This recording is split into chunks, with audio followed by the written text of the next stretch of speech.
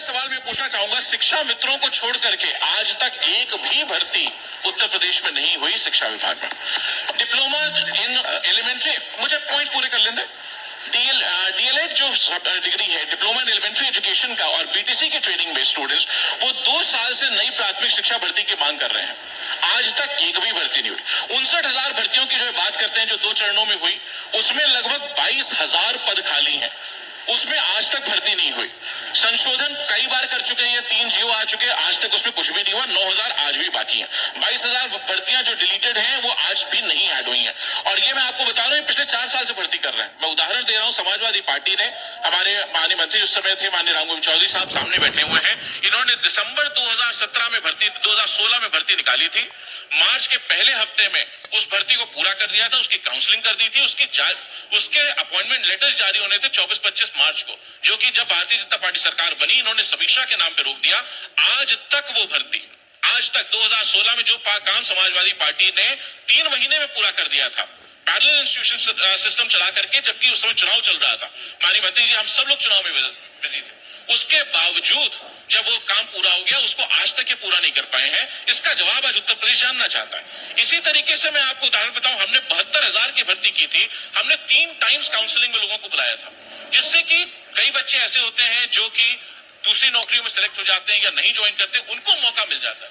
इन्होंने उस प्रोसेस को पूरा नहीं किया। आज जो बच्चे हैं, आप पिछले 1 महीने में देखेंगे तो प्रयागराज में कम से कम 5-7 टीचर्स ने आत्महत्या की है सरकार की नीतियों के खिलाफ, भर्ती की नीतियों के खिलाफ। ये उत्तर प्रदेश को ये सरकार दे रहे हैं, उत्तर प्रदेश की ये शिक्षा नीति दे रहे हैं।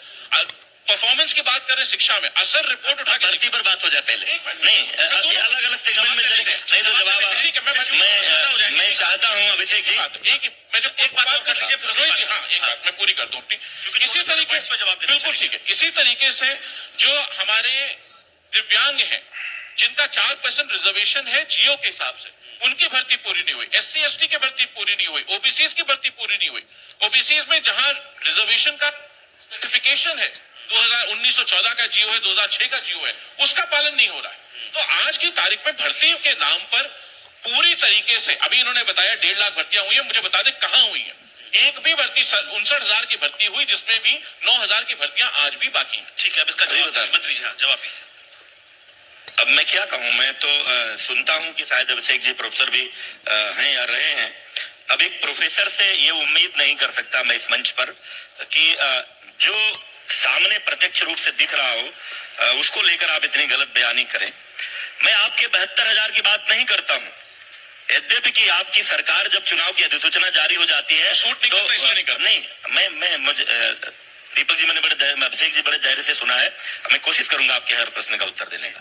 आपको प्रायः चुनाव की अधिसूचना जारी होती है, कोई चुनाव सिर पर होता है तभी याद आती है कुछ करने की। तो ये सवाल तो अलग है कि आपने 72,000 की भर्ती एन दिसंबर में अधिसूचना जारी हो जाती है, फरवरी मार्च में क्यों कर रहे थे, क्यों रुका? मैं नहीं, आप कह लीजिएगा, उसकी बात मैं नहीं कर रहा हूं।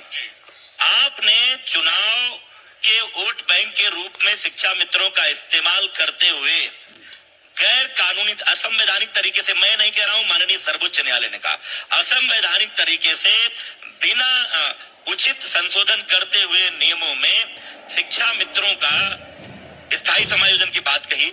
माननीय अभ्यर्थी न्यायालय गए, माननीय सर्वोच्च न्यायालय ने उसको निरस्त किया असंवैधानिक बताते हुए, और उसके बाद से हमने जो भर्ती शुरू की हमारी सरकार आने के बाद 68,500 का 1 लाट, 69,000 का दूसरा लाट, हम इस लाट की गणना करते हुए आपको बता रहे हैं, और मैंने एग्जैक्ट फिगर आपको दिया है 1,19,348। आप कह रहे हैं कि भर्ती नहीं की, मतलब आप जैसे पढ़े लिखे आदमी से कल्पना कैसे की जाए? 1,19,348 वो भर्ती की है। एडेड जो जूनियर हाई स्कूल थे उसमें भ्रष्टाचार की शिकायतें होती थी कि पैसा लेकर भर्ती की जाती है, सरकार ने उस भर्तियों को भी अपने हाथ में लिया और 1,894 पदों का विज्ञापन अभी जारी है। पहली बात। दूसरी बात, आप जो आरक्षण के उपबंधों की बात कर रहे हैं, जो 69,000 की भर्ती अभी हुई है, उस भर्ती में 1133 पद ऐसे हैं जो एसटी कैटेगरी के हैं। एसटी के लिए जो आरक्षित थे 241 एसटी के हमको अभ्यर्थी मिले योग्य, उनकी भर्ती हुई, 1133 बचे हैं। एससी संवर्ग के लोग कहते हैं कि इसमें हमको भर के इसको पूरा कर दीजिए। मैंने विधानसभा में भी इस प्रश्न का उत्तर दिया कि सरकार के आरक्षण के उपबंधों के नियम है, उनका पालन करते हुए जो कानूनी प्रक्रिया है उस कानूनी प्रक्रिया से हम इसको भी भरेंगे। वो इतना तकनीकी कारण से बचा हुआ है। आप धरना प्रदर्शन की बात करते हैं, 69,000 की का विज्ञापन निकलता है, 4,31,000 लोग आवेदन करते हैं, 4,10,000 लोग क्वालिफाइंग एग्जाम में बैठते हैं, 1,46,060 लोग उसको क्वालिफाई करते हैं और उनका वो लिखित परीक्षा का अंक लेकर के एकेडमिक उनके क्वालिफिकेशन के अंक को जोड़ करके हम 69,000 की मेरिट बनाते हैं। अब अगर सारे 1,46,000 कहें कि 69,000 पदों पर हमको भर दीजिए तो वो हम नहीं कर सकते, क्योंकि हम नियमों का, कानून की इज्जत करना जानते हैं। आप दिव्यांगों की अभी बात कर रहे थे, आप दिव्यांगों नहीं, आपकी बात पूरी नहीं हुई। आप कह रहे हैं डीएलएड की ट्रेनिंग करके दो साल से लोग बैठे। अरे भाई, अभी अभी ये भर्ती हुई है, ये भर्ती कंक्लूड हो रही है, हमने तो बंद नहीं किया रास्ता। हम बार बार कह रहे हैं कि हम पीपुल टीचर रेशियो को मेंटेन करने की कोशिश कर रहे हैं। आपके जमाने में उत्तर प्रदेश के तमाम स्कूल बंद थे क्योंकि वहां टीचर नहीं दे पा रहे थे आप। हम हर स्कूल को टीचर ही नहीं दे रहे हैं, बल्कि हम उस रेशियो को भी मेंटेन कर रहे हैं। आगे भी जैसी आवश्यकता पड़ेगी हम शिक्षकों की भर्ती करेंगे। लेकिन डीएलएड की ट्रेनिंग किए हुए, अभी आप डीएलएड की ट्रेनिंग, क्योंकि अभी बस बात